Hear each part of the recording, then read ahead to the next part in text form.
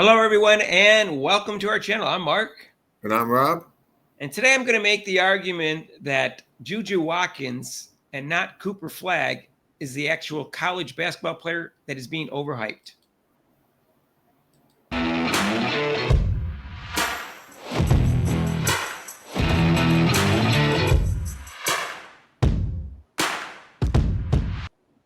So, hey, if you haven't subscribed to our channel yet, please do so. Hit the notification bell when you do. So before I make this argument, I want to say that I will admit that any white player that comes out is probably going to be a little overhyped as long as whites are a majority in our society and as long as blacks dominate basketball, which they do. So I'll admit that. And I'll also admit that Juju Watkins is a great player, and I think her skills will transfer very well in the WNBA, and she'll probably go down as one of the greatest players of all time in both college and pros. However, I think they're jumping the gun on her, Rob, in my opinion. I'll give you an example. They made a documentary on her before the game, and she didn't play well in the game either, and for an hour long. Paige Bueckers won Player of the Year as a freshman, and there's no documentary on her. Right. Kane Clark has done all sorts of things, including one, two-time Player of the Year, and was also, great as a freshman, and was a leading scorer of all time in women's in all of basketball, college basketball. And there was no documentary about her for an hour. So I think that's a bit premature. She hasn't even won Player of the Year yet. She hasn't won a championship, which I don't think is that important because it depends on your team. But she hasn't even won Player of the Year yet. And she's not the best player in college basketball this year. I think Paige Bueckers is, and Paige Bueckers was slightly better than Juju Watkins last year. And she still is this year, and she's got off to a better start. What do you think, Rob? Yeah, I think so. I mean, it's like I said, when I clicked on yesterday the ESPN women's college basketball, that was the first thing. The face of the new face of the NCAA basketball, women's basketball. I'm like, wait a minute, how could she be the face? She's only sophomore. That was the article in ESPN. I saw the same thing. Yeah. They said she was the face of women's college basketball. And I said, that's not fair to Paige Bueckers. And then during the game between USC and between Notre Dame, when she was being outplayed by Hannah Hidalgo, the announcer said, who was black, said, Juju Watkins is undeniably the face of women's basketball. And she's not. She's just not undeniable. She's one of the faces of women's basketball, no doubt. In the top three, for sure. Maybe the top two in terms of face of women's basketball, but she's not undeniably anything. And she's not undeniably the best player this year. In fact, I would argue she's not. She looks like she's third or fourth best player because Hannah Hidalgo is playing better than her, and so is Paige Bueckers. And Flagg Johnson's playing great also. They're pushing into the forefront here, Mark, and even like didn't they like stick have a mic in her face and ask her what do you think about Caitlin Clark? I mean, she's like, why are you asking her these questions? Like, we don't even want to think about Caitlin Clark. And then, like if she says she's great or something, it's going to matter that much, Well, Rob, they were just doing a video, and it was Monica McNutt, who's obviously nuts, Carmelo Anthony, and two other, I think, ex-basketball players. I didn't recognize them, and they were just drooling over Juju Watkins like she has no flaws in her game. In fact, Monica McNutt said there isn't anything this woman can't do, which isn't true. Or she would have no flaws to her game. And I'm not going to pick on her because I think she's a tremendous talent. But last year she had more turnovers than assists. She had a poor shooting percentage. She has a poor shooting percentage this year. And, she's a good all-around player, but she's got flaws to her game just like anybody else. So stop making her like this perfect player because you want a black player to be the face of women's basketball. So let's get over to with the white, promotion of Cooper Flagg. And there is a lot of hype around him, Rob. But let's be honest about this. He's 17, so he graduated early, he reclassified is what they call it nowadays, and he went to Duke. I waited till he played against some good competition. I watched him twice. I watched him play against Arizona and against Kentucky. They won one and lost one, but he was great in both games. And Rob, he has the most mature game by a large margin of any 17-year-old male I've seen play basketball. He has a better all-around game than LeBron did at the same age, even though I don't think he's as athletic as LeBron. And LeBron was called the chosen one and the king even before he got in the NBA, which was not good for LeBron's head, which is part of the problem is his personality. Yeah, exactly. Yeah. But he's not as athletic as LeBron. I'm not even going to say he's better than LeBron or is going to be better than LeBron, but he has a better all-around game because he's a better defender than LeBron. And he's also a better shooter than LeBron. Yes, Mark, I watched him play in a Kentucky game, and I agree. Like I said, I kind of, whenever someone says somebody with anything, oh, they're the best, or look at this guy, I'm like, I always like, okay, let me see what this is all about. And I have to say, yes, his all-around game, I really like his style. The thing I like about him is, like you said, his maturity and the way he handles himself on the court, on and off the court, but on the court, he really has the skills. He's got pretty good speed and quickness and really good hops, but his game is just very smart and mature is the best word to say. He's all-around game. And he's also very composed, which is part of being, I guess, a mature game. But nothing seemed to upset him. Like he didn't worry about whether he got fouled or didn't get fouled or he didn't get the calls. He just was very composed about everything, which tells me that when it comes to pressure situation, he's going to be big time eventually. So they've been hyping him up. And then people were saying he's the one who's been overhyped. But I don't think so. Rob. Yeah, I don't think so. Sorry, he's 17 years old. You have to keep that in mind. He's a year younger than every other freshman in college, just about. And yet he's the best player in college basketball, and it's going to be the number one pick. I will say, Rob, without a doubt, he will be a superstar. He would definitely be one of the top 25 players in the history of the NBA. I know that's early to say that, but I'm telling you, his game is just too strong, and he's just too mature for 17 that it's not going to happen. He has too many skills. So you don't think it's the comparison with the other what they had, the person they hyped up, Chet Holmgren. You think he's better or different, or how would you feel about that? He's better, but Chet Holmgren's not a bust. Chet Holmgren is playing well this year, and it's really only his third year, but it's his second year because he missed his rookie year, and he's playing well. But he'll be better than Chet Holmgren, in my opinion. He's just more athletic, and he's got a more mature game already. That's just my opinion. I'm not going to say it any stronger than he's going to be a superstar and one of the top 25 players of all time.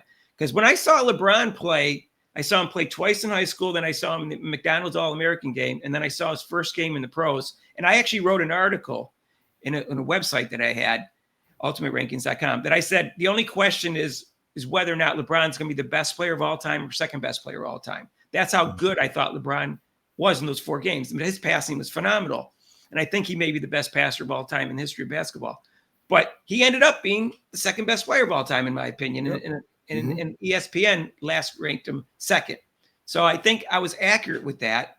And when I saw Michael Jordan play and he got his first MVP, I said, Michael Jordan is the best player I've ever seen in my life, and he's going to be the best player of all time. And my friends in law school said I was full of it because he didn't have a championship yet. And it was too early. I go, yeah, I know, but I know what my eyes are telling me. And it turns out Michael Jordan was the greatest player of all time. And I know what my eyes are telling me with Cooper Flagg, and he's only 17. He's the real deal. I can't say he's going to be as good as LeBron and Michael Jordan because it's way too early for that. But let's see him finish out his college season, and maybe play a couple games in the pro before I make any strong. So that's with both of them, with both Juju and Cooper. They should. They're both going to be phenomenal athletes, phenomenal players in both their leagues. So, but unfortunately with the hype they have with them, I don't know if it's going to increase more with Flagg, but I don't know how. I mean, I don't think with Watkins, she, unfortunately, like I said, she's a sophomore, and unlike Clark, she can handle this. And some people don't know how to handle that hype. I mean, she probably is getting used to it. She's been seeing it most of her life. I think it's already taken a small toll on Juju Watkins. I think that's why she's gotten off to a slow start. She was expected to be the savior for college basketball, women's college basketball, take over the mantle from Caitlin Clark, and I don't think she's ready for it ability-wise or mentally. Cooper Flagg seems really tough mentally to me. I think the pressure and the hype on him is going to be unbelievable, Rob. When he leaves college and goes to the NBA, unbelievable pressure is going to be on him partly because he's white and partly because he's going to be the number one pick coming out. But I think he can handle it, and that's why I think he's going to be a great, great player. And again, I know this is early. I'm just saying what my eyes are telling me right now. And I guess I've only saw him play 2 games, but against good competition both times. So they should stop passing. I mean, they should stop passing over Paige Beckers, who's definitely going to be better. I mean, Hidalgo, who outplayed Juju Watkins as in the game face of it the other night. And then Watkins, the face of the women's basketball in the college basketball. Like, hold, what's that song? Hold up, come on. Yeah, I mean, people. This is so hypocritical because people complained about Caitlin Clark fans who were right about Caitlin Clark, about the hype about her, and saying you're overrating her because she's white. No, I don't think that's what happened. I think, maybe she got a little overrated from some fanatics, but in general, she wasn't overrated. She was the real deal, but no one wanted to accept that because she was white. And in Juju's cases, they want to say, hey, she's just as good as Caitlin or better than Caitlin. And some people are saying that because she's black. And that's all I'm saying. Just chill. Let Juju just play. I feel sorry for the woman. I know, she's just 19 years old. Just quit trying to shove her down everyone's. You've got to grow a star organically. This is non-organic growth. It doesn't work. It didn't work with A'ja Wilson. Even after they pushed A'ja Wilson on the entire WNBA for the entire 40 games in the playoffs, guess what? She still didn't move the needle in terms of popularity and people wanting to watch her. Very little did they want to watch her. The finals were highly rated and she wasn't in it. Okay? Right. And Caitlin Clark's games were highly rated and she wasn't in those in the playoffs. So she was pushed on us non-organically. She was a great player. She deserved the MVP. That's not the point. The point is she's not exciting to watch and you can't make us want her to be exciting to watch. And to start Juju. It's always that knee-jerk reaction we have now with anything. And that doesn't, sports, whatever, it's always a knee-jerk thing. Like, oh, hey, that's good. Oh, hey, she's good. Oh, it's a knee-jerk now that we have a society where you just see one thing and automatically, that's it. That's fantastic. No, let her play out a little bit. Let her play. Let her enjoy the game. And she'll be fine. She's one reason why I really like her. She can create her own shot, which is very hard for most women. She knows how to create her own shot and draw the foul. No question, Rob. And she's going to be and she can play defense. She can rebound, all of that. She needs to work on a 3-point shot, but her scoring is great. She can score from either side. She has a good jump shot, good 2-point game. Everything she can do scoring other than 3-point shot is great at scoring. But she doesn't have a good shooting percentage. So she needs to have better shot selection and work on her turnovers and her passing to become this truly great player, which I think she's going to be and capable of being. But you've got to quit anointing her just because you want to put Caitlin Clark out the door already. It's just annoying, and it's not even accurate. But again, I'm not putting her down. I like her. I think she seems humble. She just wants to play. But I think the pressure is getting to her a little bit, and I think that's why she's off to a slow start. I don't know for sure why that is, but it could be. But just let her play, please. Exactly. The poor woman. You can't force us to like her non-organically. It doesn't work. It has to happen organically. And she's a pretty exciting player. But honestly, she's not as exciting as Hannah Hidalgo or even Flagg Johnson, to be quite honest. But she's exciting. But don't make her into this superstar before she's there yet. She will be a superstar. Just let her get there on her own. Don't force us to make her to want to think of her as a superstar when she's not there yet. My eyes tell me how good she is. I don't need you to tell me. Oh, yeah. So, we got 4 of them too, Mark. We got 4 of them. So, but it's so hypocritical because if they were doing this with Caitlin Clark, people would be jumping on their case saying, Gina was saying her fans are so stupid, and things like that, or that we're all racist because we want this white person to be greater than she is. And that's what they're doing with Juju, yet because she's black. And ESPN, Mark, ESPN would be on her to corner face like white on rice. I'm just asking the black females especially, quit with the tribalism on Juju Watkins, okay? Yeah. Quit it. Stop it. You look bad, and it's bad for Juju. Right. Just let her play. It's bad Juju. It's bad Juju. I like her. I'm for her. I know this didn't come across this way in this video, but I'm for her. I really do want her to succeed. And again, you can tell me whatever you want about Cooper Flagg, but I don't know, man. 17 years old. His game is the most mature game I've ever seen in my life, and he's got the athletic skills to do it. And if you haven't seen him play yet, he's worth the hype. I mean, the hype's going to be unbelievable at the end of his, especially if they do well in the NCAA tournament. And like, let's say he leads him, let's say he becomes player of the year and win the national championship. The hype is going to be unbelievable. And then maybe he won't live up to the hype then. But right now, in my opinion, from what I've seen, he lives up to the hype. Yeah. And if you let Juju just play, she'll live up to the hype eventually. That's my opinion. Will. Anyways, so that's my take, and I'm sticking to it. So stop it. Stop with the tribalism on Juju. Just let her play, please. Yeah. Let us know what you think. I know Juju fans may be a little upset about this, but I'm being fair. I think I'm being fair and objective, which I don't think Juju fans, especially the black Juju fans, are. They're not even aware that she has too many turnovers, and they're not even aware she has some limitations to her game. Right. Everybody does. No, everybody does. Caitlin Clark doesn't play great defense. I know that. I've said that. She's got to work in a 2-point game. Her. We know that she has too many turnovers. We know that, but we accept that. We admit that. We don't say there's nothing she can't do. Yeah, there's things she can't do. That's why she's working on her game in the offseason. So quit saying things that about Juju. We don't say. I don't say that about. At least I don't say that about Caitlin. Yeah. So if you haven't subscribed to our channel yet, please do so. Hit the notification bell when you do.